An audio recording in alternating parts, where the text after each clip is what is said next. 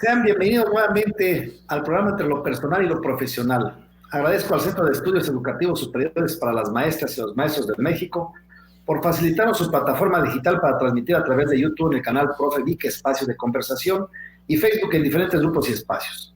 Hoy tenemos un invitado muy especial, a mi querido, respetado doctor José de Jesús Velázquez Navarro. Doctor, sea usted bienvenido a tu programa. Muchas gracias por aceptar la invitación. Es un placer contar con su presencia, maestro de muchas generaciones y reconocido a nivel internacional. Sea usted bienvenido. Muchas gracias. Sí, muchas gracias. Encantado de estar aquí en este espacio del Profe Vique. Así es, muy bien. Gracias, gracias.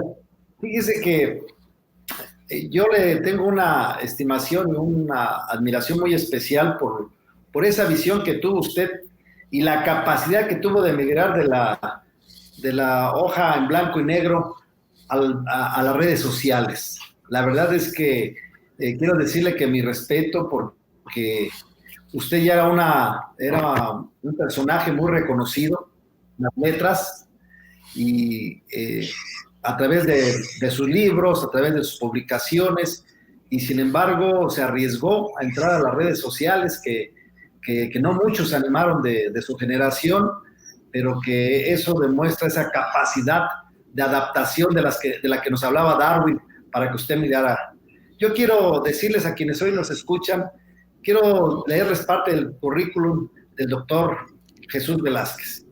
Profesor de Educación Primaria por la Escuela Normal Rural Miguel Hidalgo de Atequiza, Jalisco, licenciado en Educación Básica por la Universidad Pedagógica Nacional, Unidad 092 de la Jusco, maestro de Educación con intervención en la práctica educativa por el Centro de Estudios de Posgrado de la Secretaría de Educación de Jalisco, doctorado con mención honorífica en Desarrollo de Competencias Educativas por el Instituto Pedagógico de Estudios Superiores del Estado de Jalisco y, por supuesto, ha sido docente de la Secretaría de Educación Pública en niveles de primaria, secundaria, nivel medio, superior y superior.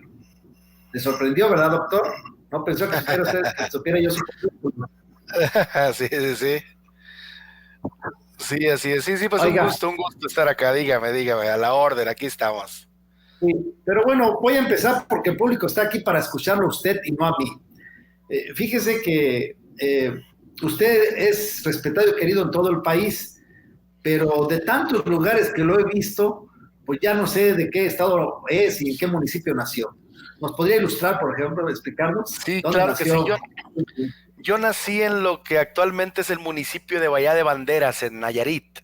En ese tiempo era Compostela, ya luego una división y yo nací ahí en Bahía de Banderas. Bahía de Banderas tiene una vida muy cercana con Puerto Vallarta.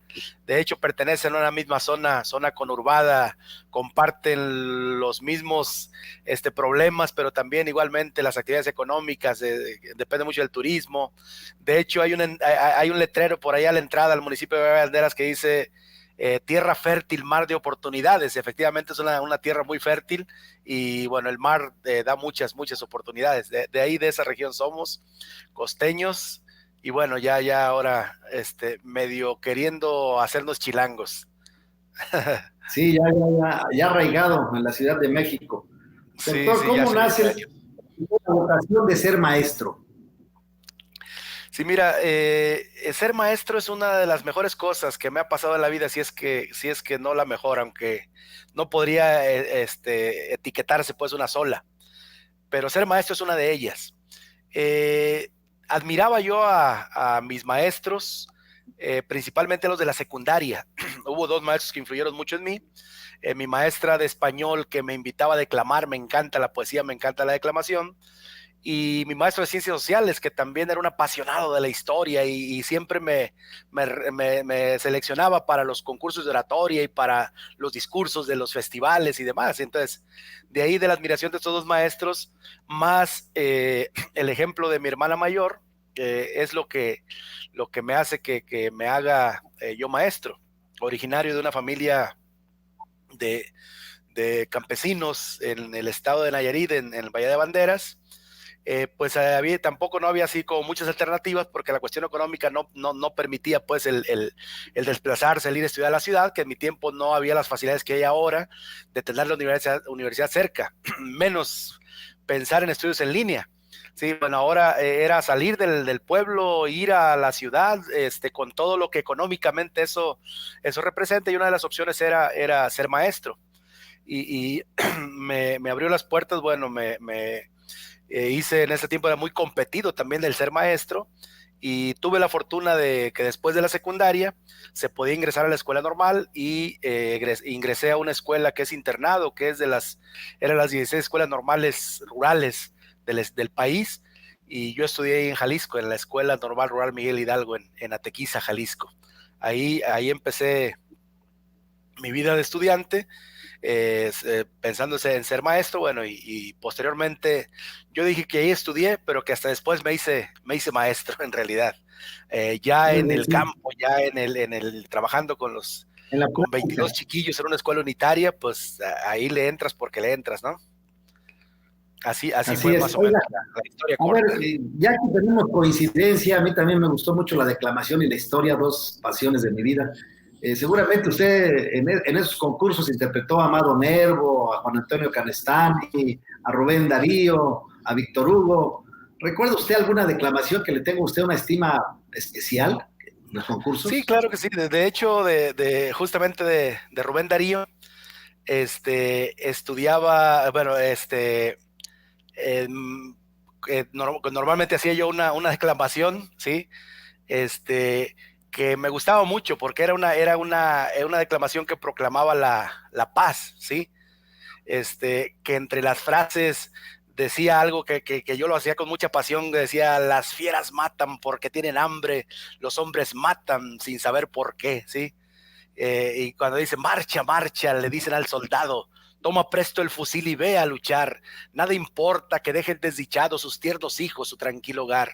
Y marcha al campo en donde humano enjambre, preparado al degüello ya se ve.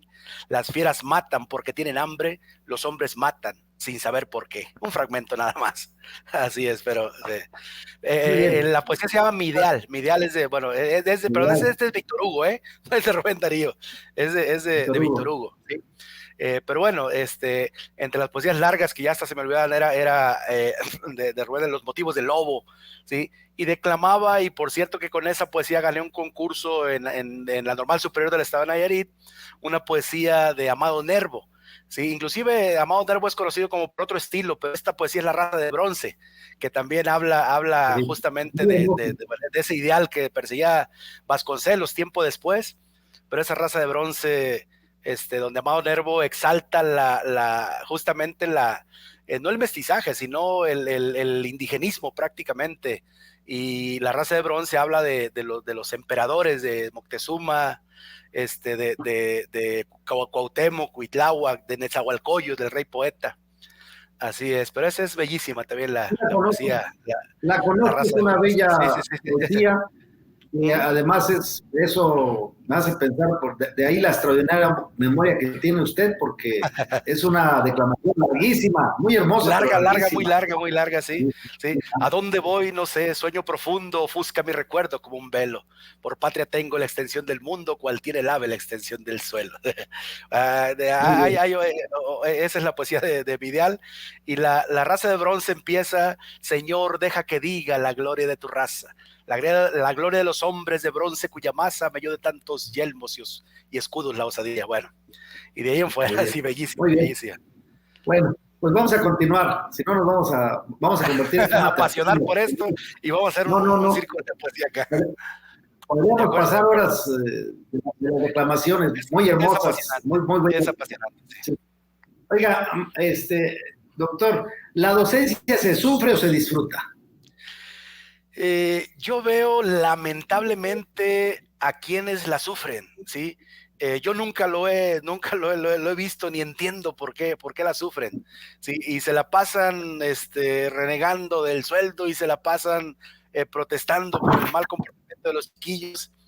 Y bueno, yo que he disfrutado tanto la docencia, obvio, hay momentos que no están de humor, hay momentos en que la paciencia también se acaba, y tienes la mecha corta, pero es normal, es un proceso humano. pero yo creo que la docencia por vocación tiene que disfrutarse, tiene que gozarse, y se goza en la medida en que conozca a tus alumnos, en que sepas, por ejemplo, que si eres maestro de alumnos de secundaria, pues ellos dicen algo que realmente no sienten. Es decir, están tomando la medida, están buscando a ver qué logran. Son adolescentes finalmente, están en busca de identidad, tratando de sacar de sus casillas al maestro, pero luego parece que el maestro es también otro adolescente que se pone al tú por tú con ellos, ¿no? O que estamos en la jornada de trabajo y pues esperando el puente, esperando la suspensión, esperando el horario. Y bueno, cuando realmente se hace el trabajo por vocación, dicen, elige algo que hagas por vocación y la vocación, el trabajo se te hace vacación, en realidad.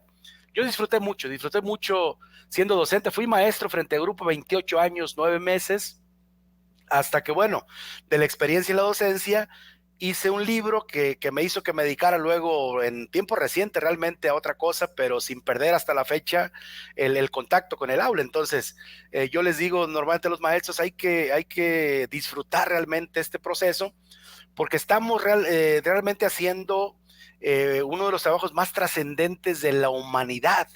¿Sí? Estamos moldeando la masa del futuro, ¿sí? Lo más preciado de los seres humanos. Entonces, la docencia, cuando se hace por vocación, tiene que disfrutarse, tiene que gozarse, porque las mieles de este trabajo se saborean en el transcurso y se saborean en el futuro, aunque uno no lo busque.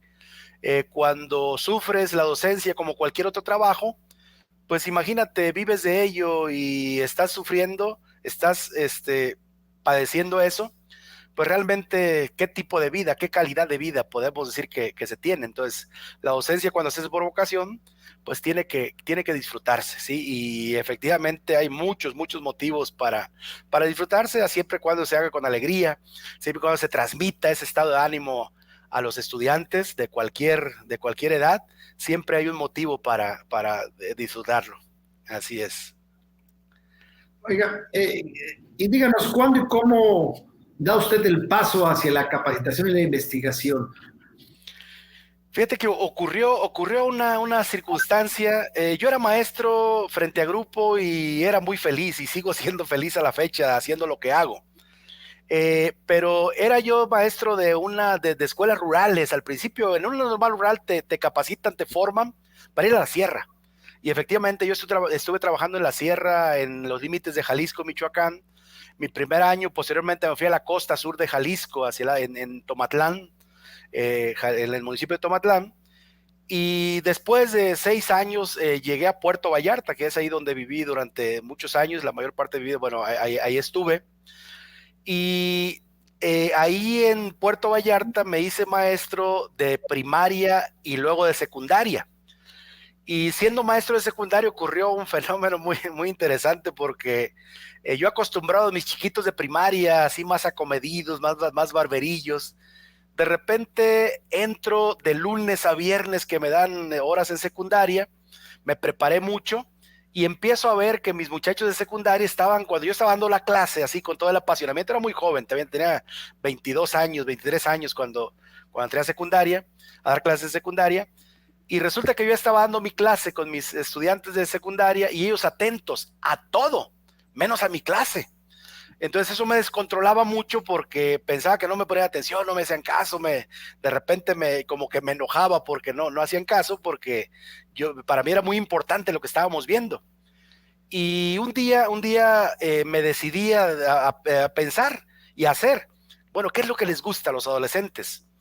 Y empecé a ver que les encantaba jugar, o sea, todo era juego para ellos. Pasaba una mosca y era un juego, y se lanzaban bolitas de papel y era juego, y se pasaban un cuaderno de mano en mano, de butaca en butaca, con un que le llaman el chismógrafo, era el Facebook de antes.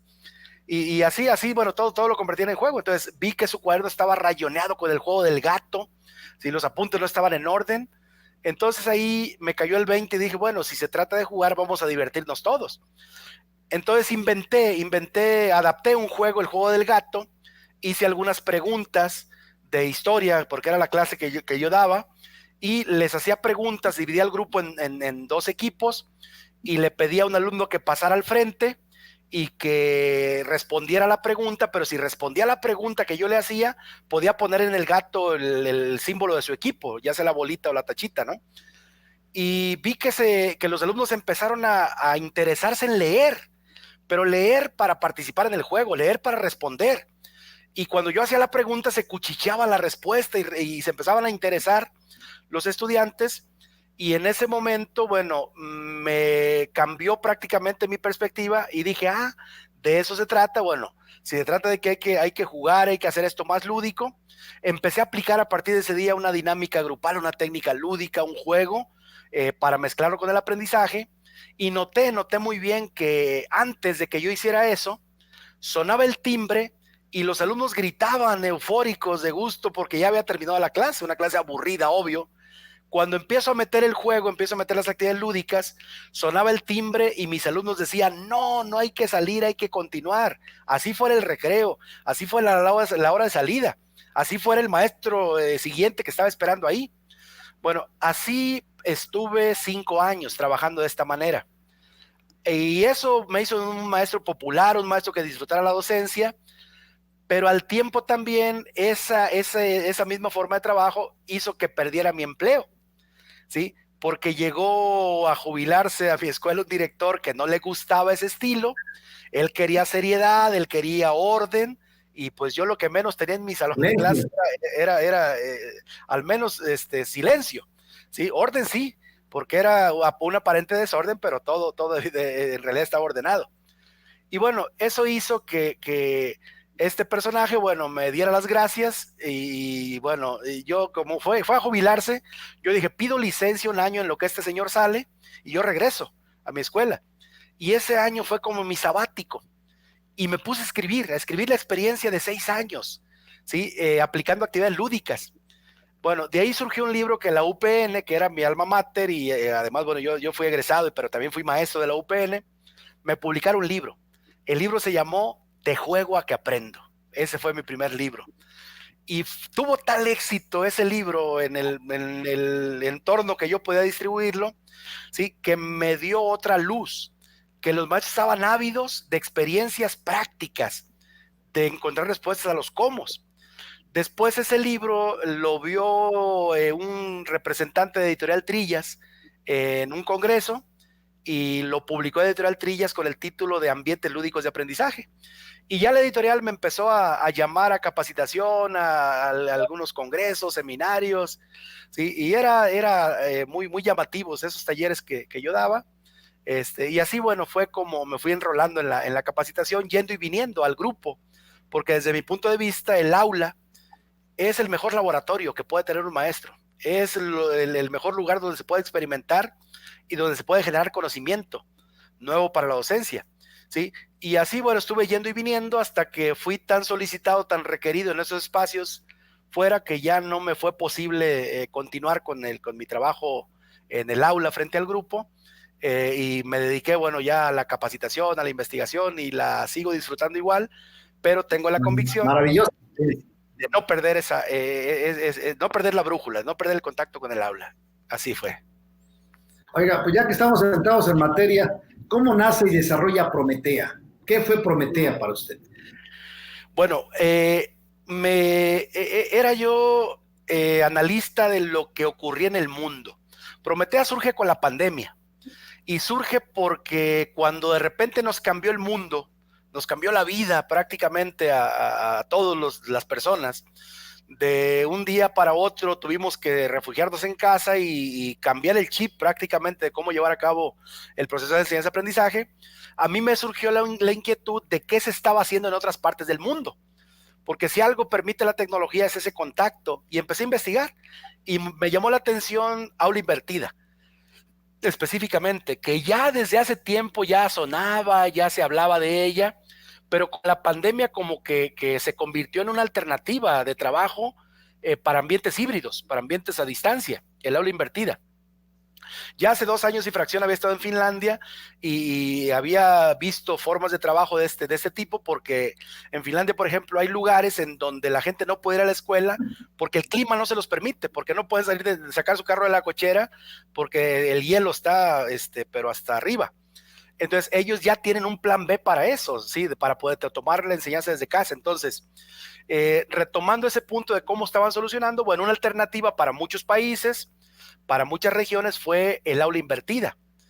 Entonces, buscando experiencias en México, no encontré una sola experiencia exitosa en México, salvo alguna investigación, alguna propuesta que se estaba haciendo en el área de innovación del TEC de Monterrey. Pero los ejemplos que ponía el TEC de Monterrey eran extranjeros. Entonces yo me puse a pensar, ¿qué caray? ¿Acaso en nuestro país no tendremos la capacidad como para aplicar, para adaptar, para tratar de tropicalizar de alguna manera estas alternativas de trabajo que en otras latitudes están dando buenos resultados? Y empezamos a convocar docentes interesados en investigar, en hacer propuesta, en construir propuesta, y le pusimos al proyecto Prometea, porque Prometea significa producción mediada de textos académicos. Es un acrónimo, producción mediada de textos académicos.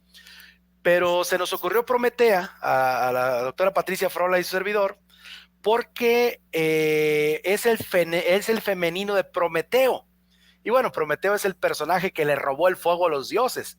Entonces, como autores de Editorial Trillas, nos pusimos a pensar, a ver, las publicaciones, los libros, parece que fueran producto de semidioses del Olimpo, ¿sí? Cuando realmente, siendo maestro de doctorados o de maestrías, veíamos producciones académicas riquísimas. ¿Qué pasa con ellas? El docente encargado les pone palomita y quedan en la basura, quedan en el olvido. Entonces dijimos, no podemos permitir que queden en el olvido. Entonces nos pusimos a investigar, a buscar, a darle una estructura al proyecto Prometea, y empezamos a hacer libros de manera colaborativa, producción mediada de textos académicos, y esos libros, aprovechando que habíamos fundado ya una editorial que se llama Frobel Educación Editores, SADCB, y teníamos ya la vía para el registro, empezamos a meter los libros a registro de ISBN. Y empezamos a convertir en autores de textos colaborativos, ¿sí? Que a la fecha ya van 12 libros publicados en el proyecto Prometea, ¿sí? Aula invertida, microaprendizaje, neurodidáctica, planeación para ambientes híbridos, en fin, pero es un proyecto muy interesante, Prometea. Hoy hace rato tuvimos una reunión con un grupo de autores para publicar algo sobre diseño universal de aprendizaje, que también es una necesidad, un tema muy, muy de actualidad, ¿sí? Y estuvimos produciendo prácticamente 2 libros por mes. Ahorita, bueno, ya le bajamos al ritmo porque fue muy intenso y estamos produciendo uno por mes, pero así surge Prometea, el proyecto Prometea. Doctor, ¿cuántos libros ha escrito usted? Solo yo, de mi autoría, son 16 libros. Sí. ¿Sí? En coautoría con Patricia Frola son 22, ¿sí? Y en conjunto ya con el colectivo Prometea, ya son más de 50, ¿sí? Así es, pero yo digo una frase, en realidad yo no escribo, ahorita no escribo libros, yo hago libros, ¿sí? Es decir, programo la idea y un grupo de colaboradores, bueno, son los que le dan forma ya para hacerlo, y bueno, igual ellos fungen como autores también.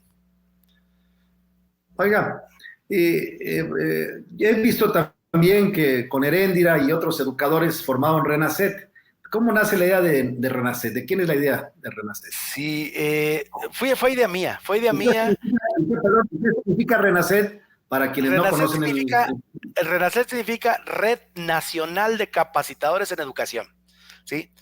En los congresos a los que me invitaban, en las capacitaciones a las que iba prácticamente en todo el país, bajábamos de un avión, íbamos a otro, empecé a coincidir con colegas, con compañeros, y notaba casi en la mayoría de ellos un gran corazón, por una parte, una gran disposición a compartir, una generosidad intelectual increíble, un gran compañerismo, y yo pensé que eso tenía que compartirse, tenía que conjugarse, porque quienes nos dedicamos a la capacitación en educación somos pocos en realidad, y conocidos. Las empresas inclusive que se dedican a capacitación en educación también en realidad son pocas, y la razón tiene que ver con que es un área a la que Secretaría de Educación y los recursos de los gobiernos no le dedican mucho, porque en teoría son los propios equipos técnicos de la misma secretaría los que tendrían que hacer ese trabajo de capacitar a los docentes a través de las ATPs y la propia estructura. Pero en realidad sabemos que a veces no es posible. Entonces, las empresas que nos dedicamos a la capacitación y ofrecemos servicios, bueno, tratamos de hacer de la mejor manera posible.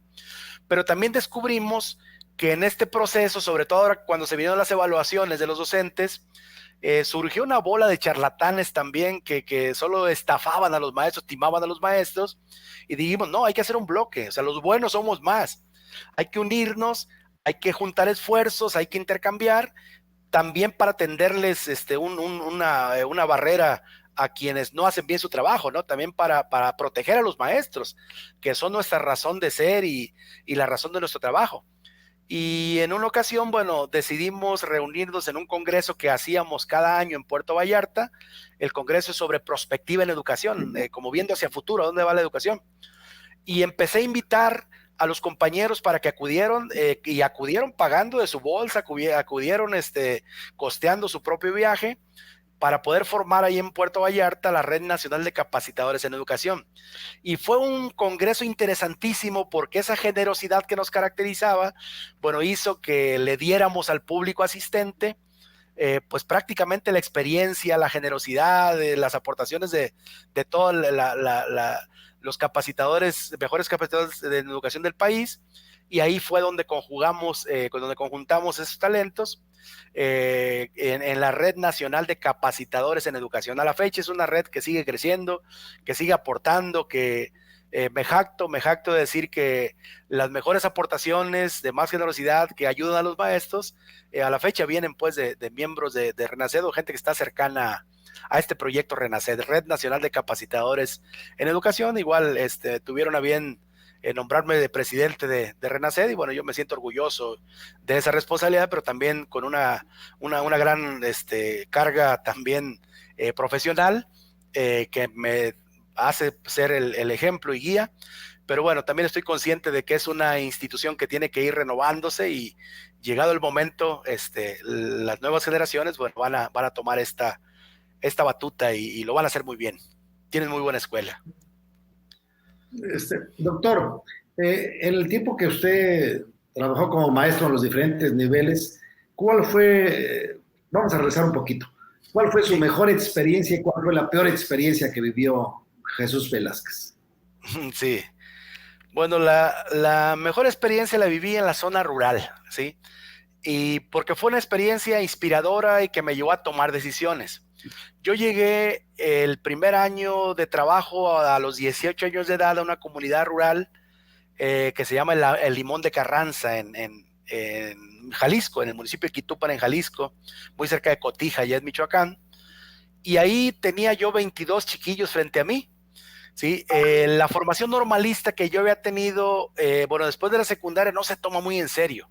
Sí, la inmadurez de la juventud por una parte, la grilla por otro lado que caracteriza a las escuelas normales rurales, bueno, no me permitió así como tener los elementos de formación. Entonces ahí en la soledad de la sierra ante 25 chiquillos, 22, pues tenía yo que dar lo mejor de mí, y ahí tomé la decisión de estudiar en solitario y preparaba la clase, ¿sí? Y una de mis mayores satisfacciones fue eso, pues fue haber sacado este grupo adelante, porque al mismo tiempo que yo estaba trabajando, estaba estudiando en línea.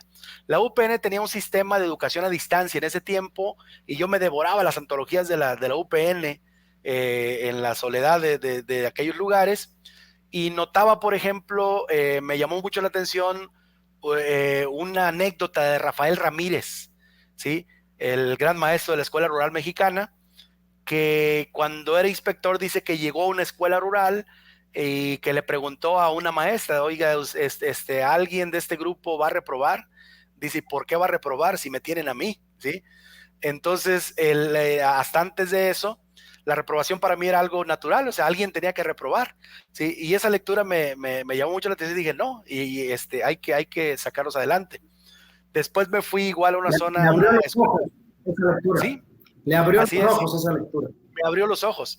Y llegó a mí ahí en la soledad de la montaña una biblioteca del Fondo de Cultura Económica. Bueno, leía un libro diario y ahí leí el Ulises Criollo de José Vasconcelos, que a la fecha admiro la vida del gran maestro Vasconcelos. Ahí leía la poesía, las obras de teatro, de ahí leía Javier Villaurrutia, ahí leía Alfonso Reyes, ¿sí? Bueno, era apasionante el leer estos grandes autores, que realmente me cambiaron la vida y formaron una perspectiva diferente de mí. Entonces, eso fue, digamos, un parteaguas que hizo que la visión de futuro que empecé a tener a partir de ese momento cambiara y quisiera imitar a los grandes a partir de ese primer momento. Fue algo muy afortunado realmente en mi vida. Y de lo peor que me ha pasado, sin lugar a dudas, fue dejar el grupo, fue dejar de ser maestro frente al grupo con el dolor de mi corazón porque ya no era posible, fue tomar esa decisión, inclusive como parte de esa experiencia, que de repente yo les platico a los maestros cuando estoy en capacitación, trabajo con maestros y dije, a mí me dolió mucho dejar el grupo, ¿sí? Porque dije, voy a extrañar, pero cuando trabajo con maestros digo, no los extraño nada, no extraño nada a mis estudiantes de secundaria, porque los maestros son iguales, de relajientos, igual se comportan e involucionan cuando están en su papel de alumnos, ¿no? Entonces, pero fue una de las cuestiones que sí me dolió mucho. Y bueno, ya después me reconforté porque el contacto indirectamente sigue con los grupos, sigue con los alumnos, y esa vez escribí una poesía que ha sonado inclusive mucho en redes sociales, ha sonado mucho sobre todo el Día del Maestro. La poesía se llama Volvería a ser maestro. Es una bella poesía. Sí, pero ese es el momento tal vez más difícil. Doctor, ¿qué le impulsó a arriesgarse a entrar a la vorágine de las redes sociales? Y pregunto esto porque no es sencillo que alguien ya con su impresionante trayectoria que ya traía, decida meterse a compartir en Facebook. Sin embargo, usted se comunica muy bien con las nuevas generaciones de maestros a través de los grupos de maestros. Incluso me parece que su figura creció, lo felicito y lo reconozco. ¿Qué lo animó a meterse a las redes sociales? Sí, en 2010, el maestro profe Vique, Leandro, en el 2010 se me ocurrió el hacer un congreso de educación, porque yo había sido funcionario de educación en un municipio, el municipio de Vallarta, y organizaba congresos, y asistía a muchos congresos, y conocía muchos congresos. Entonces, tratando de impulsar un congreso, de aprovechar las bellezas de Puerto Vallarta y la convocatoria a nivel nacional, pensando sobre qué tiene que ser el congreso. Y dije, bueno, ya hay congreso de investigación, ya hay congreso de esto y congreso de lo otro. Sobre qué sería conveniente hacer un congreso, y decidí hacer un congreso de prospectiva en educación. La prospectiva, bueno, para quien nos escucha, que no tenga así una idea muy clara, la prospectiva tiene todo para convertirse en una ciencia que algunos no lo consideran como tal, pero consiste en analizar las señales del presente para anticiparte al futuro. De alguna forma adelantarte al futuro, pero a través de las señales, de los indicadores que tienes en el presente que se estudian sistemáticamente.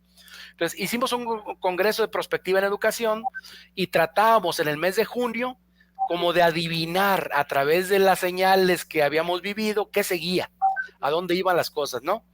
Y algo que empezó a sonar fuerte era justamente la educación en línea y la educación virtual. Y en el 2014 empezamos a incursionar ya en redes sociales y en videoconferencias, cuando nadie daba un peso. Pero como siempre ocurre con este tipo de iniciativas, no existe a veces la preparación de quien recibe, ni existen las condiciones a veces para que una idea de vanguardia cuaje, ¿no? Y ya teníamos como esa experiencia. Con los libros también ya habíamos hecho un experimento al respecto, de decir, a ver, los libros impresos van a permanecer, qué vida tienen, cuál es el futuro, y empezamos a ver cómo el libro electrónico pues empezó a inundar también los espacios, pero el libro electrónico era un formato PDF o EPUB que realmente era el mismo libro impreso, pero digitalizado. Entonces dijimos, como que realmente no cambia. Entonces empezamos a pensar a dónde va el futuro del libro y justamente se nos ocurrió toda una idea que actualmente estamos impulsando sobre los hiperlibros que le llamamos, pero justamente cuando vienen las redes sociales, nosotros ya dentro del Centro de Investigación Educativa y Capacitación Institucional donde trabajo, ya teníamos a la gente trabajando en su casa desde 2 años antes, porque ya habíamos indagado, ya habíamos observado el fenómeno del trabajo en casa, ¿sí? De que se puede trabajar desde casa y empezamos a experimentar. Entonces, el temblor del 17 nos hizo que reconsideráramos el estar juntos, el seguir trabajando desde casa, ¿sí? Porque la oficina entró en reparación y dijimos, bueno, que no necesariamente tenemos que estar juntos acá, el trabajo que cada quien hace lo podemos hacer conectados. Entonces, cuando viene la pandemia, no nos toma de sorpresa, ¿sí? Y empezamos, bueno, desde el refugio donde estábamos, impulsamos un programa de radio que se llamó Educapacitación Radio, ¿sí? Y desde ahí, desde aquel lugar empezamos a incursionar en redes sociales, desde antes, en 2014, cuando empezó la evaluación del desempeño con la intención de llegar a más gente. También, bueno, yo abrí un canal de YouTube, y a través de YouTube, a través de Facebook, también hacíamos en vivo, como para llegar a más maestros y tratar de transmitir, tratar de llevarles lo que en su momento era una gran necesidad y que les llegara rápido, que les llegara gratis, que les llegara en el momento mismo en que se estaba generando, ¿sí? Entonces fue lo que nos hizo, bueno, ya entrarle de manera muy natural, ya sin mucho problema. No fue, por supuesto, nada traumático ni nada difícil el hacerlo, y a la fecha ahí estamos. Doctor, usted primero destacó como académico y escritor, pero ¿alguna vez pensó Jesús Velázquez que también se convertiría en un influencer? ¿Que le pedirían una selfie, una fotografía para las redes? Sí, de hecho no lo pensé ni me lo propuse como tal, se fue dando como fenómeno natural y bueno, a veces para mí es hasta imperceptible porque hay 2 cosas que siempre le pido a Dios, soy creyente, y le pido por una parte humildad y por otra parte pertinencia, ¿sí? Porque la humildad te permite siempre seguir aprendiendo, te va a permitir siempre bajar la guardia, porque el que a veces la soberbia pone y no te permite seguir aprendiendo, y por otra parte ser pertinente en tus intervenciones, un maestro tiene que ser siempre pertinente. Entonces, realmente no lo pensé, de verdad esto llegó de manera así muy, muy natural. Obvio, no me molesta, es algo muy agradable el tener amigos por todos lados, tener conocidos, gente que te sigue, que sigue tu ejemplo, es una responsabilidad eso obviamente, pero fue algo que se fue dando de manera muy, muy natural, no fue así el empeño en hacerlo. Y algo que tengo muy claro es que fue tratando de ayudar a otros, tratando de ayudar a los maestros, de compartir con otros lo que hacíamos, simplemente el tratar de con esa generosidad hacerlo. Y por ejemplo, hay quien piensa que si no es cobrando, si no es con honorarios de lo que haces, pues como que no es negocio el asunto. Bueno, yo me he dado cuenta, por ejemplo, de que nuestros libros que empezamos a sacar ya como Frobel Educación Editores, los hicimos impresos y los hicimos electrónicos. Y esos libros electrónicos, bueno, fueron multipirateados en todos lados. Y hay quien nos decía, oye, pero los están pirateando, los están vendiendo, están distribuyéndolos. Y yo les decía, son libros, finalmente son libros.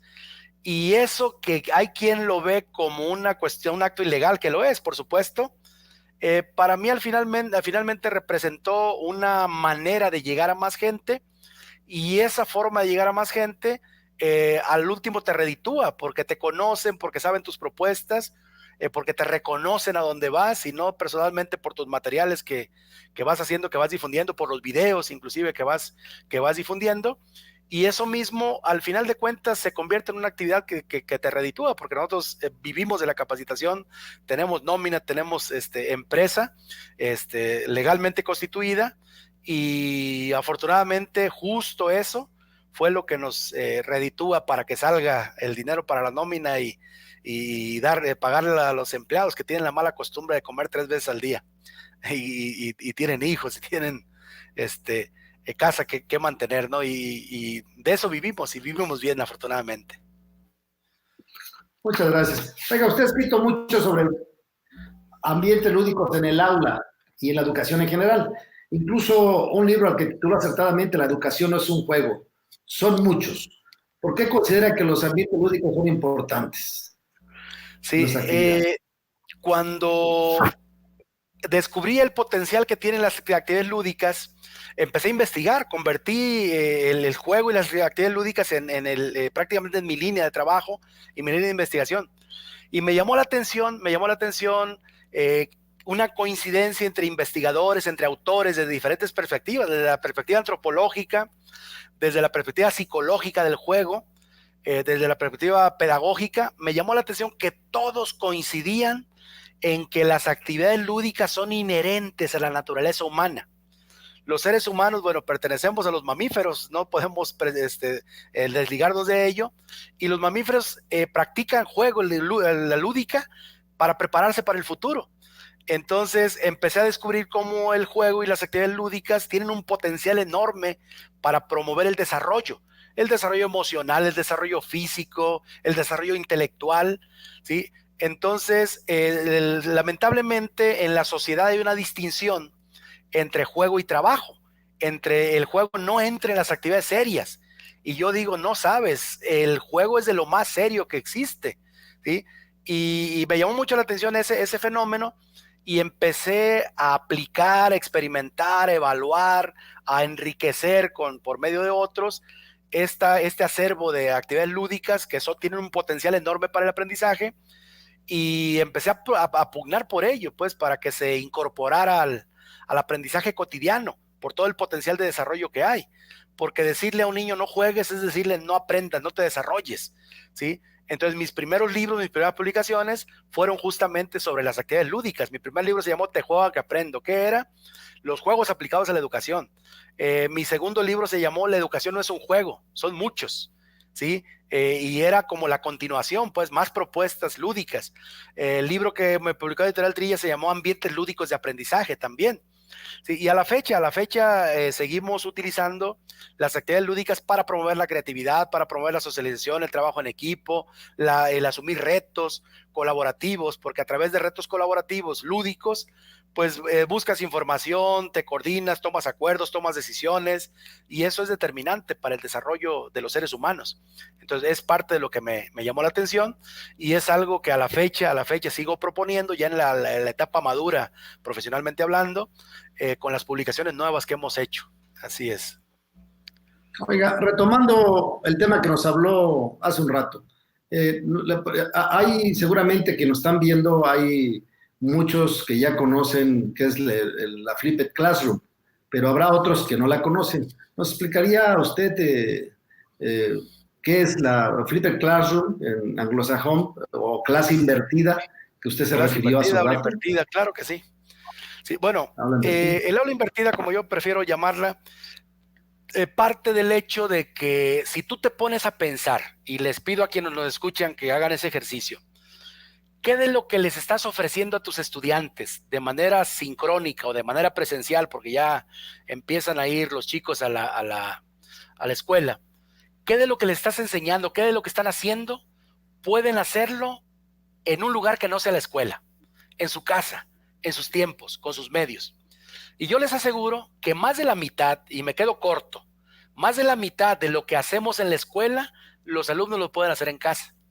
Y cuando lo hacemos en la escuela nos damos cuenta que hay diferentes ritmos, hay diferentes estilos de aprendizaje y diferentes intereses. Entonces yo tengo haciendo en la escuela algunas actividades que a algunos alumnos no les interesan. Tengo haciendo a los alumnos algunas actividades que unos hacen más rápido que otros, ¿sí? Y eso los pone en evidencia, eso hace que yo empiece a etiquetar los rápidos y los lentos, los que trabajan, los que no trabajan, los que les interesa, los que no les interesa. Entonces, si yo retomo esa pregunta y digo, ¿qué de lo que hacemos en la escuela cotidianamente lo pueden hacer fuera de casa? ¿sí? Y duplico la pregunta, complemento la pregunta con la otra. ¿Por qué no lo hacemos así? Si lo pueden hacer fuera de casa, si lo pueden hacer en la escuela, bueno, que lo hagan allá. A veces en casa los alumnos tienen mejor internet, y no digo, por no decir casi siempre, que el que tienen en la escuela, porque en la casa contratan el internet para el videojuego, que tiene que ser más rápido, más ancho de banda, y acá en la escuela tiene que ser un internet compartido, que hasta les ocultamos el nombre de la red a los alumnos para que no entren y no bajen pues la capacidad del internet. Entonces, lo pueden hacer allá, y allá lo hacen a su ritmo, y allá trabajan de acuerdo a su interés, ¿sí? Y bueno, ¿qué es lo que pueden hacer fuera de casa? Hay algo elemental, apropiarse de contenidos de aprendizaje, apropiarse de información, ¿sí? Fuera de casa, para aprovechar el poco tiempo o el tiempo que se tenga de coincidencia sincrónica o presencial, para plantearles retos, para reflexionar, para aplicar, para ver desempeños, porque el desempeño implica no nada más aspectos conceptuales, también procedimentales y actitudinales. Hay quien tiene cierta resistencia porque dice, no, si delante de mí no trabajan, fuera de mí, mira, el alumno que trabaja lo va a hacer contigo, sin ti, a pesar de ti. El que no trabaja lo va a hacer contigo, sin ti, a pesar de ti. ¿Sí? Porque al final de cuentas, la información, los saberes son insumos. No es lo más importante de la educación. Es materia prima simplemente para poder diseñar situaciones, para poder aplicar, para poder desarrollar competencias para la vida en los estudiantes. Y eso se desarrolla solo a partir de desempeños, a partir de retos, a partir de situaciones que el maestro promueve, el maestro observa y el maestro estimula para que en esas situaciones realmente transitemos de la asimilación de contenidos al desarrollo de competencias.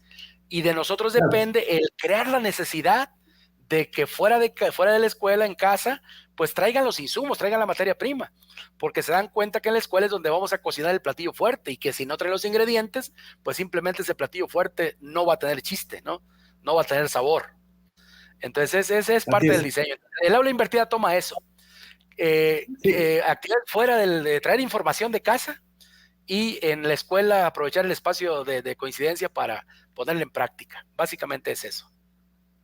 Para quienes nos están viendo y escuchando, quiero decirles que, aunque parece novedad de nuestro país, la Flipped Classroom o clase invertida, aula invertida, pues ya tiene bastantes años en Europa. Les recomiendo para quien quiera ver un estilo diferente a lo que estamos acostumbrados. Ahí está, no recuerdo el nombre del profesor español, pero se llama el canal La Cuna del Icarnazo, que tiene bastantes ejemplos de clase invertida y que les va a ilustrar visualmente lo que nos acaba de explicar el doctor Jesús Velázquez. Muchísimas gracias, doctor. Fue muy claro en su explicación. Yo le soy honrado. Yo creo firmemente en la clase invertida. Creo que pensaba hace 10 años que era el futuro y es el presente y es impostergable. Modifiquemos nuestras formas de enseñanza porque no podemos enseñar igual virtualmente como lo hacíamos presencialmente. Así que es momento de no solamente revisar clase invertida, sino de revisar sus demás libros del doctor Jesús Velázquez para conocer sus demás propuestas. Muchas gracias, doctor. Y bueno, ahora yo tengo ganas, la verdad que con usted me voy a llevar más minutos de lo acordado, pero tiene usted una charla muy interesante. Pero yo ya quiero entrar en yo sí quiero, a usted lo conozco, lo sigo cuando empecé a seguir a Heréndira, allá en el 2015, que tuve el gusto de conocerlo y desde entonces lo sigo y lo admiro y lo respeto. Pero ya hablando de lo personal, ¿cuántos hijos y cuántos nietos tiene Jesús Velázquez? Vamos a hablar de su descendencia. Tengo tres hijos. Mi hija mayor estudió psicología para sacarle la vuelta a la docencia, porque veía las ovas que me llevaba yo, el tiempo que le dedicaba a calificar exámenes, a trabajar, a preparar las clases. Ella dijo, ni loca, soy maestra. Estudió psicología. Y al tiempo hizo examen para tomar plaza como maestra y hoy es maestra de educación primaria en Guadalajara. Así entonces, al final de cuentas, no se salvó de ser maestra y es una gran maestra y lo hace muy bien. Tengo un hijo igualmente que es programador, que estudió la carrera de telemática y que trabaja en una empresa que se llama Shopify. Y bueno, al final de cuentas todo reditúa en cosas positivas cuando le tienes la observación. Y bueno, actualmente nuestra tienda virtual de libros, Frobel, es de esa empresa donde trabaja mi hijo, de Shopify. ¿Sí? Y tengo un hijo, el más pequeño, César, que él estudió comercio internacional, ¿sí? Y actualmente trabaja en una empresa también de marketing y está trabajando desde casa también. Sí, tengo tres hijos y tengo una nietecita que bueno, yo creo que el amor más bello, más puro es de los abuelos a los nietos y de los nietos a los abuelos, ¿sí? Siempre es un disfrute el tener a los pequeños en casa. Fíjese, doctor, que yo he afirmado que los nietos es la última oportunidad que nos regala Dios para reeditar nuestros afectos. La verdad que es una maravilla ser abuelo, lo digo por experiencia propia, y no es que se amen más a los nietos, yo creo que se disfrutan más ya alcanzando la plenitud, pues ya disfrutan uno más de la compañía de los nietos. Los hijos, pues lamentablemente nos tuvieron que ver crecer profesionalmente, laboralmente, y tuvimos menos oportunidad de disfrutarlos. Yo creo que esa es la gran diferencia, pero se llaman igual hijos a nietos. Claro que los nietos los disfrutamos, pero inmensamente. Así Muchas es, gracias sí, por compartir. sí. Oiga, y la pregunta del millón que todos nos hacemos, entre tantas actividades que nos ha descrito, Jesús Velázquez tiene tiempo libre, ¿y qué es lo que hace los fines de semana? Sí, claro, claro.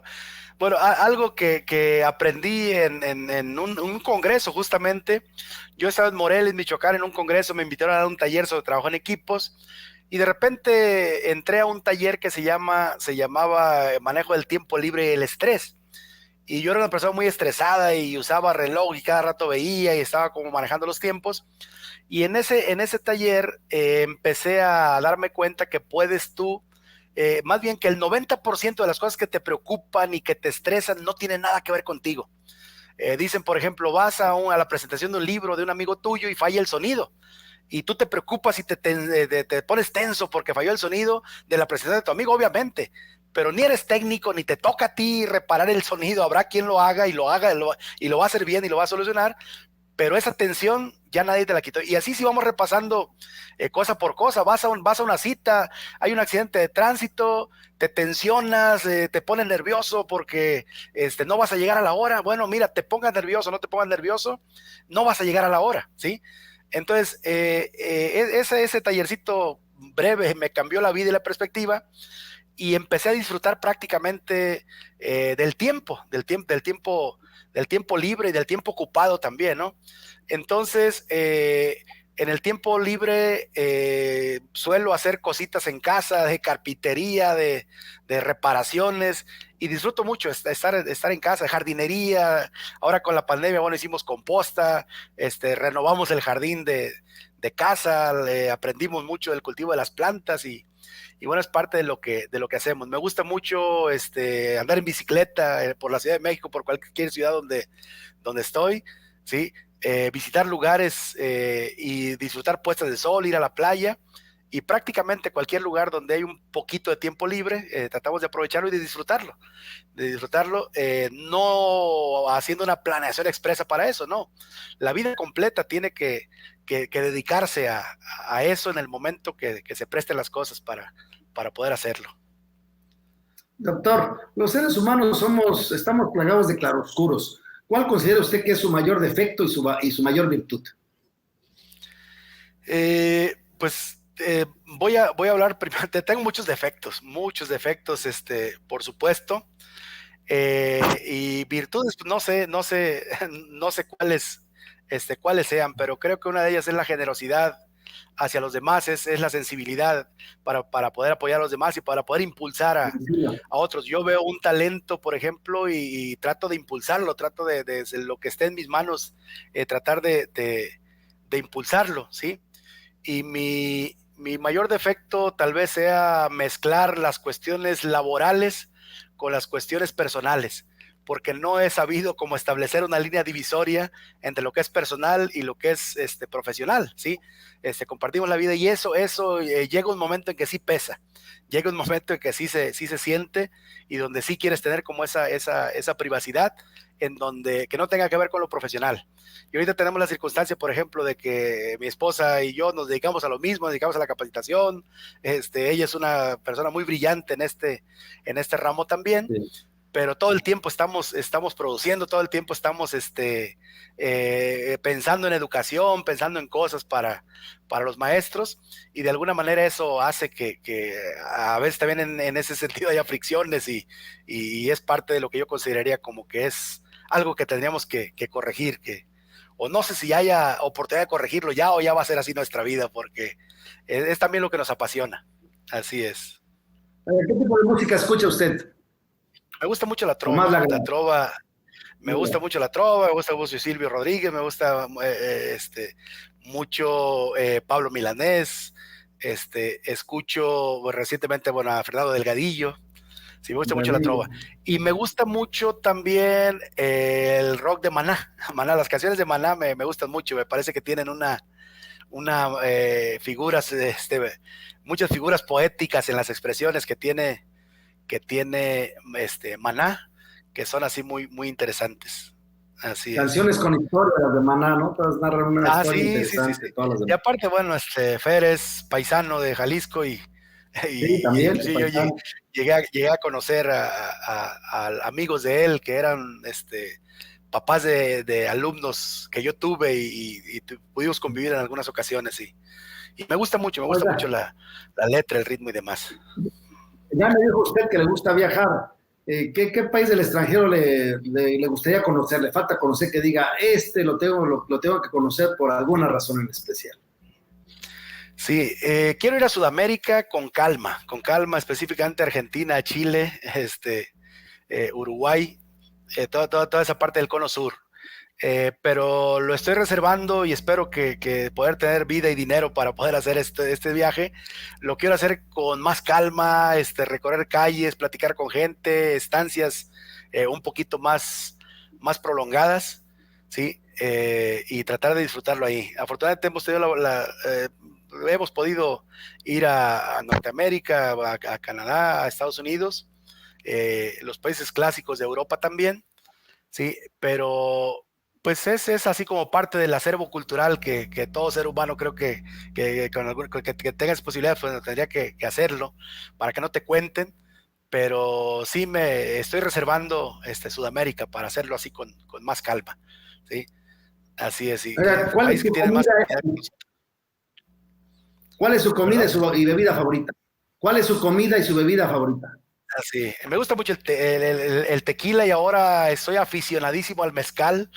Recientemente hemos estado visitando, así como comparativamente y como ya con gusto cultural, el mezcal de Oaxaca, el mezcal de Michoacán, así, como comparando, que dicen que cada uno presume que son los mejores mezcales. Recientemente estuvimos en Michoacán y sabedores de mi afición por el mezcal, bueno, me recibieron con una botella de mezcal en Colegio de Bachilleres de Michoacán. Bueno, agradezco a las autoridades que tuvieron ese gesto.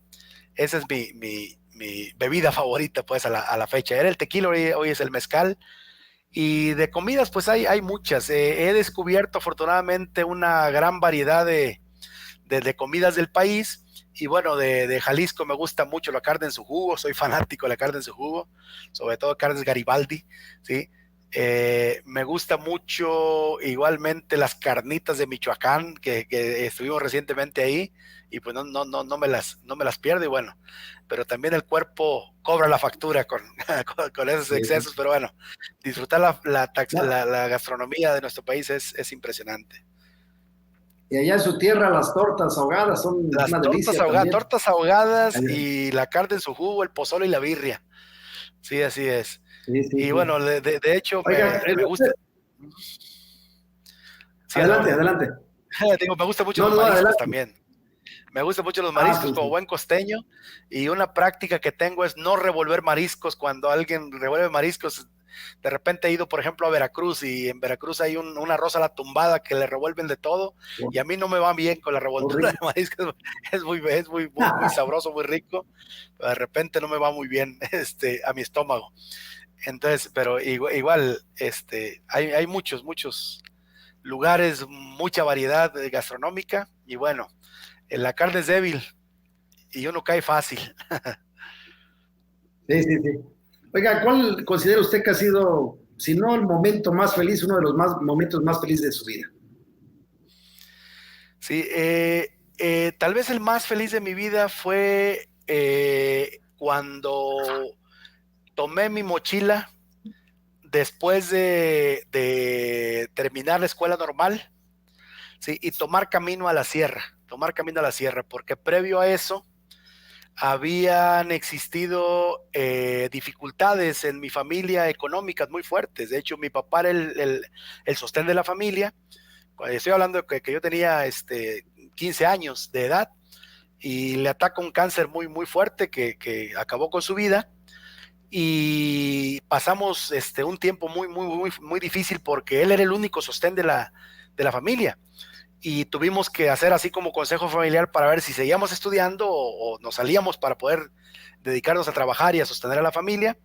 Afortunadamente, mi mamá tomó la decisión de que siguiéramos estudiando, con las dificultades que eso implicó, y cuando yo terminé mi carrera y que pude tener un título en mi mano y colgarme mi mochila al hombro para tomar camino a la sierra, sí, ese fue uno de los momentos gloriosos, porque implicaban como un futuro, como una independencia, como una posibilidad de ayudar a la familia, como efectivamente ocurrió, porque a partir de ese momento yo me convertí en el sostén de la familia, por lo menos durante 2 años, que tardó en que mi siguiente hermano terminara la carrera y también hiciera lo suyo, ¿no? Pero ese momento lo recuerdo muy bien, porque previo a eso había leído un libro de Alfonso Lara Castilla que se llama La Búsqueda. Es una fábula muy sencilla de leer, de un águila que se había creado en un gallinero que luego voló, y así me sentía yo en ese momento, pues como el aguilucho que había sido creado en un gallinero, en donde finalmente, bueno, sin denostar obviamente a lo que se dedica la gente de ahí, pero que es su visión, pues estarse ahí solamente en ese entorno. Y yo decidí salir, y como el águila de la fábula, volar de nuevos cielos, conquistar otros horizontes, ir a otros lugares, y me lo puse como meta, me lo puse como un proyecto de vida, y a la fecha, bueno, tratamos de seguir estudiando, superándonos, siempre teniendo humildad, siempre teniendo los pies bien firmes en la tierra. Pero sí, ese es el momento que recuerdo así como de mucha euforia, de mucha felicidad, de salir, de sentir el aire, de cuando iba caminando rumbo al pueblito donde me tocó ser maestro rural por primera vez a mis 18 años, ¿sí? Eso lo recuerdo muy bien, la vista que tuve al ver allá las casitas, el caserío, con su con sus tejas rojas, con un lago que estaba ahí cerca de aquel poblado. Una gran felicidad. Gracias. Para los jóvenes que nos ven y escuchan, La Búsqueda era un libro casi de lectura obligada en nuestra generación para los pubertos o adolescentes, que además tiene una serie de analogías muy interesantes que nos dan enseñanzas de vida muy valiosas, al menos a nuestra generación así lo consideramos, ¿verdad, doctor? Así es. Doctor, seguramente usted que ha leído bastante tiene 2 o 3 personajes históricos preferidos. ¿Cuáles son esos 2 o 3 personajes que admira Jesús Velázquez de la historia? Fíjate que me llamó mucho la atención la vida de Ricardo Flores Magón. Primero porque Ricardo Flores Magón era el nombre de una escuela normal rural en Chihuahua, donde estudió mi hermana, y posteriormente porque en la biblioteca que recibí en la sierra, leí prácticamente todos los artículos que escribió Ricardo Flores Magón en el periódico Regeneración, y me pareció un hombre comprometido con su tiempo, con las causas, implacable, anarquista, muy intelectual. Y bueno, uno de los méritos se le atribuye mucho a Madero, a otros héroes de la revolución, pero para mí el gran revolucionario fue Ricardo Flores Magón y sus hermanos, Jesús Flores Magón, ¿sí? Y bueno, fue un hombre con convicción, un hombre con una entrega total de la vida. Él fue uno. El otro es José Vasconcelos, por supuesto. Me llama mucho la visión también que tenía José Vasconcelos del México que quería formar. Sí, de hecho, él retomó aquella frase de la raza de bronce y decía que México tenía la fortaleza de ese pasado indígena, pero también esa visión europea, y esa raza mestiza era para José Vasconcelos la raza de bronce. Sí, también desde mi punto de vista fue un hombre que pues la historia no le hizo la justicia que debía. Fue secretario de Educación, fundador de la Secretaría de Educación, un gran educador, un impulsor de las misiones culturales, ¿sí? Y de la alfabetización y de esa cultura del pueblo. De hecho, son de los personajes que tienen mi admiración, ¿sí? Y en la historia reciente me gusta mucho en los filósofos ya más contemporáneos, ya más cercanos, Fernando Savater. Fernando Savater, me gustan sus ideas, me gustan sus planteamientos, porque desde la filosofía que él maneja es una filosofía más cercana a la gente, no es tan etérea, no es tan compleja, ¿sí? Y el libro preferido mío de Savater es El valor de educar, que me encanta mucho ese libro, ¿sí? De este filósofo español, José Savater. Hay quien le gusta más Ética para Amador, que también es de Savater, pero a mí me gusta más El valor de educar, ¿sí? De hecho, algunas ideas de publicaciones que yo hice se las tomé en origen de Savater, así es. Una filosofía más terrenal, Sí, más sí, sí, sí, coloquial, más... sí, sí, exactamente. Hay una Oiga, parte que José Savater, sí, dígame. si usted hubiera tenido la oportunidad de tener a frente cada uno de los tres que acaba de mencionar, dígame una pregunta que le habría gustado hacerle sobre su vida y su obra, incluyendo Fernando Savater. Ojalá Sí, algún día claro. nos vea y nos la responda aquí en comentarios, ¿no? Sí, sí, claro. A Ricardo Flores Magón, la parte que no me convencía mucho era su idea del total anarquismo. Yo no le encuentro sentido a la idea del anarquismo como tal, ¿sí? De hecho, admiro de él su fervor revolucionario, su entrega a la lucha constante, permanente, prácticamente hasta el final, ¿sí? Pero no le encuentro sentido al anarquismo como tal, pues. O sea, no creo que la sociedad pueda existir sin gobierno, sin estructura, ¿sí? Y bueno, tengo una parte de eso. Entonces, una de las preguntas sería justamente eso, o sea, ¿por qué esa idea, por qué aferrarse a esa idea de no gobierno, pues, del anarquismo, ¿sí? Y a José Vasconcelos le preguntaría quién es Laura. De hecho, hay un personaje que él menciona constantemente que es Laura, que no creo que sea literalmente como él lo dice, pero hay algo oculto en esa figura que es Laura. Laura, ¿sí? Sí. Y a Fernando Savater, igualmente, que es un personaje grandioso, pero muy feo físicamente. ¿Cómo le hace el señor para tener ese carisma? Porque es muy carismático, pese a que físicamente no está nada agraciado, ¿sí? Pero al final él retoma esa inteligencia. Y le preguntaría cómo la vive, cómo se siente él en esa circunstancia de un mundo que privilegia a veces cosas banales, ¿sí? Como cuestiones externas, pero cómo la vive, ¿sí? Estos son personajes que marcan la vida, que te marcan rumbos, caminos, y bueno, no queda con ellos más que el admirarlos por una parte, el conocer lo que hicieron por otra, pero creo que lo más importante es seguir su ejemplo, seguir sus enseñanzas, seguir su legado. Sí, no basta admirarlos, hay que emularlos, hay que hacer lo Exacto, propio. exacto. Oiga, todos creo que como padres alguna vez lo hemos pensado, ¿no? Al decirles algún mensaje a los hijos, ¿cuál considera que es la mejor herencia que le deja a sus hijos Jesús Velázquez? Sí, lo he platicado, lo he pensado, lo he planteado mucho. Eh, y bueno, voy a retomar algo que en su momento mi mamá en su lecho de muerte prácticamente me mandó llamar, ¿sí? Y voy a retomar como en dos fases esta pregunta, ¿no? Lo que a mi mamá le pareció lo más importante en los últimos minutos, últimas horas, últimos días de su vida, ¿sí? Y lo que yo también le diría a mis hijos, ¿sí? Mi mamá me mandó llamar y me dice, sé que no me quedan muchos días de vida. Efectivamente, tenía una enfermedad degenerativa que se la fue consumiendo y sabía ella que se iba a ir deteriorando. Y dice, he estado pensando qué te puedo yo dejar como consejo.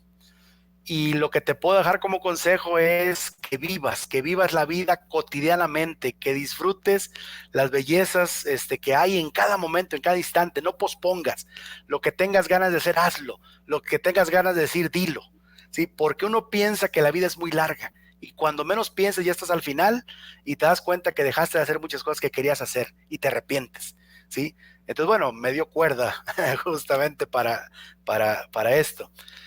Yo igualmente les diría a mis hijos el mismo consejo, por supuesto, pero le agregaría a ellos que vivan con responsabilidad por una parte, pero que viajen, los viajes ilustran, ¿sí? Que hagan el bien siempre, se revierte para beneficio de uno, ¿sí? Y que sean generosos con los demás, porque esa generosidad también vuelve, ¿sí? Entonces es parte de lo que creo yo que tendría que ser así como el mejor legado, ¿sí? Porque construimos futuros, porque construimos con la humanidad en conjunción, vamos formando, vamos moldeando a la sociedad de la cual formamos parte. Muchas gracias. Oiga, ¿cómo le gustaría ser recordado por los maestros de México? Hay una poesía que yo escribí que se llama Volveré a ser maestro, y a mí me gustaría que me recordaran por eso, justamente por mi legado como maestro. Porque a veces con los títulos de repente hay quien dice, profe, me dice profe, y dice, ay, perdón, doctor. No, no, no, por favor, me gusta más que me digas profe, ¿sí? Me gusta más que me recuerdes por las enseñanzas que hubo y que se recuerde esa vida de maestro que yo tuve. Básicamente, a mí me gustaría ser conocido por mis años de ser docente frente a grupo, abonando a las nuevas generaciones, que ahorita, bueno, ya son adultos, ya ellos están mandando a sus hijos a la escuela ahora y valoran, y hoy me los encuentro y bueno, es una de las satisfacciones más grandes que he tenido, ¿no? El ser maestro, y así me gustaría simplemente que se recordara por mi trabajo como docente, no como investigador, no como autor de libros, no, como profe, así como Qué el profe Vique. gusto escuchar esto. Le voy a ser honrado, no creo que es la primera vez que me van a escuchar decirlo. La verdad es que, al igual que usted, yo tengo estudios de posgrado, tengo maestría, soy la profesional.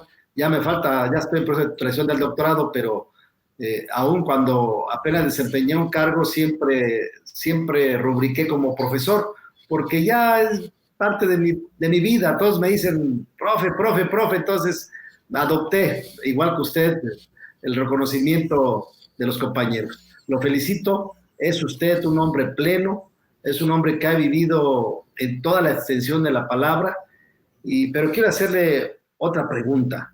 ¿Cuál ha sido su más reciente aportación académica? En la parte madura, académicamente hablando, estoy difundiendo el método ASIP-SER, ¿sí? El método ASIP-SER yo lo considero como mi obra maestra académicamente hablando, sencillo, fácil de entender, aplicable, ¿sí? Porque así es como me gusta hacer, sin complejidades. Bueno, pero el método ASIP-SER le da orden a lo que hace un docente frente a grupo. Sí, esa es mi más reciente aportación académica. El método ASIP-SER tiene una historia. Parte de la historia tiene todo. Yo tuve un gran maestro que fue el doctor Ramón Ferreiro Gravier. Él coincidimos en muchos eventos, muchos procesos.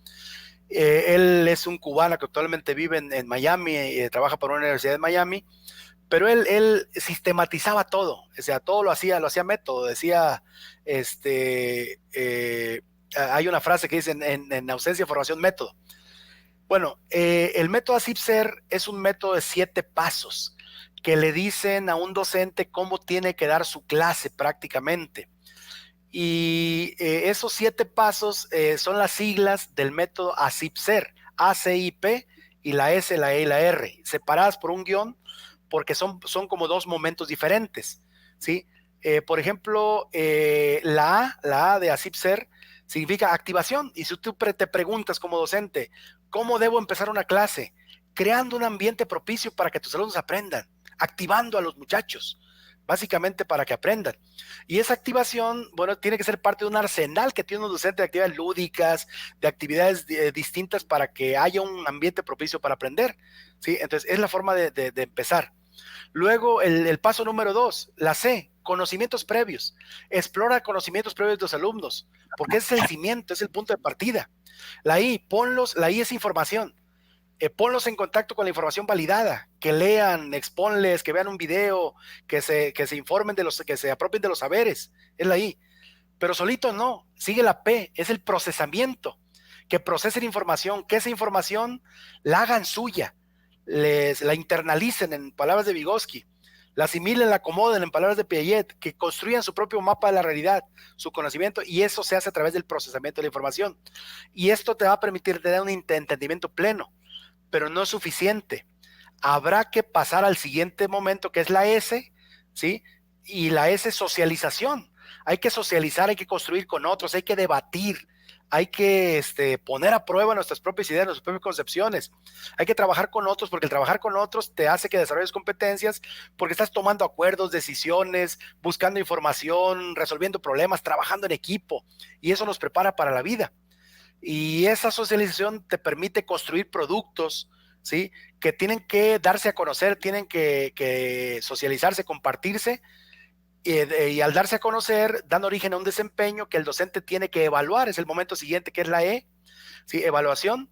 Y la evaluación te arroja información para verificar qué tanto se ha aprendido, qué cabos quedaron sueltos, para que el docente intervenga en el último momento, que es la R, que es retroalimentación, repaso, reafirmación, para poner la cereza del pastel. Ese es el método ASIP SER, que yo espero sea realmente bien valorado, bien acogido por los docentes, porque es prácticamente todo un tratado de didáctica en 7 pasos, ¿sí? Creación del ambiente de trabajo, la A, la C, conocimientos previos, la I, información, la P, procesamiento, la S, socialización, la E, evaluación, y la R, retroalimentación. Esa es la aportación y la conclusión que yo hago de toda mi trayectoria como docente ya en aspectos metodológicos. Muchísimas gracias. Pues para finalizar, yo quisiera, doctor, que nos regalara usted un mensaje para todos sus seguidores de Facebook, de YouTube. ¿Qué mensaje le daría a las maestras y maestros de México en estos momentos que estamos viviendo, que son momentos de cambio? Ciertamente estamos viviendo un proceso muy lastimoso, viviendo un duelo, muchos, pero también es cierto que todas las monedas tienen dos caras. También va a ser para quienes sobrevivan, va a ser un gran despertar en muchos aspectos, y en la educación es impostergable que también se den cambios muy precisos para enfrentar los retos del siglo XXI. ¿Cuál es su mensaje? Claro que sí. Una reflexión al respecto, les voy a regalar. El gobierno actual tuvo como una de sus banderas la revalorización del magisterio. Y yo les digo contundentemente, la revalorización no viene de afuera, la revalorización viene de adentro de cada quien, de lo que hagamos por ello, ¿sí? Y les voy a contar una anécdota de la vida real con la cual quiero terminar y quiero reflexionar, que quiero que invitaros a reflexionar al respecto. Yo tuve una alumna, siendo maestro de una escuela normal, que no tenía absolutamente nada de compromiso, no sabía realmente el compromiso que representaba ser maestra. Estaba estudiando la licenciatura en educación preescolar. Después le importaba mucho la belleza, las uñas, de andar bien peinada, muy coqueta, pero no se dedicaba realmente a formarse como futura docente. Después de 2 años de estar estudiando, pidió su baja. Yo respiré aliviado y dije, qué bueno que descubrió que no era lo suyo, pero para mi sorpresa, 2 años después regresó. ¿Sí? Y a mí me tocó recibirla y me tocó leerle la cartilla y decirle, bueno, ya espero que hayas madurado, ya te casaste, tienes una niña, espero que ahora que regresas a la escuela normal, pues retomes esto con diferente visión. Pues no lo hizo tal cual, porque no tenía los elementos de base, y terminó la escuela normal así como con muy bajas calificaciones, como trastabillando. Un día recibí por parte de la comisión de titulación de mi escuela normal la tesis de esta chica y me tocó ser su sinodal en el último momento. Al abrir la tesis vi que estaba dedicada a su hija, su niña que iba a entrar a preescolar, ya tenía 3 años su niña, y yo sabía que académicamente ella no me iba a responder, no me iba a responder lo que yo le preguntara, y pensé, bueno, ¿qué hago para poner la cereza al pastel en este proceso que mal que bien ya culminó, ¿no? Y le leí la dedicatoria de su niña, de su hija, y le dije, tu niña va a entrar el próximo año al jardín de niños, qué bonito, felicidades. Bueno, le pasé una hoja en blanco y le dije, escríbeme aquí todas las virtudes y todos los atributos buenos que quieres que tenga la maestra de tu niña, de tu hija, de quien va a ser la maestra de ella. Y empezó a escribir, no hombre, se desvivió en alabas, se desvivió en peticiones como si fuera la carta de Santa Claus, ¿sí? Que fuera buena, responsable, que la atendiera, que la quisiera, que la tuviera amor, etc., que se actualizara, una serie de cuestiones. Yo leí todos los atributos que ya puse, le regresé la hoja y le dije, ahora ponle palomita a los atributos que tienes tú, que quieres ser licenciada en educación preescolar, que quieres ser educadora, ¿sí? Bueno, le daba vueltas a la lista arriba para abajo, abajo para arriba, y empezó a llorar. Y me dijo, me ha hecho pensar, maestro, efectivamente, no tengo todo lo que quisiera yo para mi hija, pero me comprometo a formarlo.